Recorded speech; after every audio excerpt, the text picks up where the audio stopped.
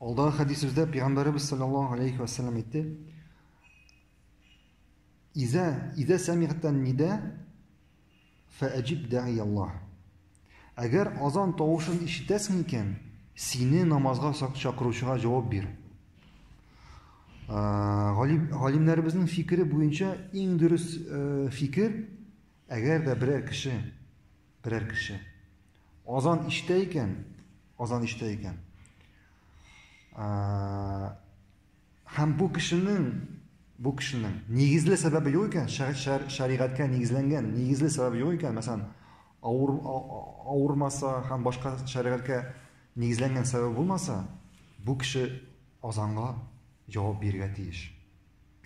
Narsa anlatadi bu, qaysi masjiddan azon eshitdi, qaydan azon eshitdi, bu kishiga vacib, majburiy bo'ladi shunda borib jamoat bilan namoz o'qirgan. Anladingizmi? Allohu a'lam.